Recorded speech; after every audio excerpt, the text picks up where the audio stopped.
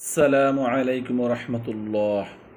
আমরা অনেক ভালো কাজ করি, যেমন নিয়মিত সালাত আদায় করি, মানুষের সাথে সদাচরণ করি, কিন্তু এমন একটি কাজ খুবই সহজ, যে কাজটা না করলে আপনি জাহান্নামে চলে যাবেন।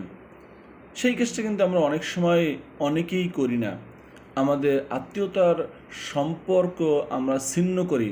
ভাই ভাইয়ের মধ্যে সম্পর্ক থাকে না, ভাই বোনের মধ্যে সম্পর্ক থাকে না, এমনকি চাচি ফুয়া ফুফু অনেক আত্মীয়তার সাথে সম্পর্ক আমাদের থাকে না।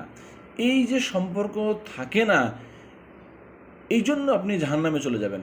মহানবী হযরত মুহাম্মদ সাল্লাল্লাহু আলাইহি সাল্লাম বলেছেন, যেই ব্যক্তি আত্মীয়তার সম্পর্ক ছিন্ন করে সে জান্নাতে প্রবেশ করবে না। তাহলে আপনার যতই নেক আমল থাকুক না কেন, আপনি নিয়মিত সালাত আদায় করতেছেন, তারপরে দান সাদাকা করতেছেন, কিন্তু আপনি আত্মীয়তার সম্পর্কটা সঠিকভাবে বজায় রাখতে পারছেন না, অতএব আপনি জান্নাতে যাবেন না, আপনি জাহান্নামে যাবেন। মহান আল্লাহ তাআলা আমাদের সকলকে আত্মীয়তার সম্পর্ক বজায় রাখার তৌফিক দান করুক। আমিন। আসসালামু আলাইকুম ওয়া রাহমাতুল্লাহ।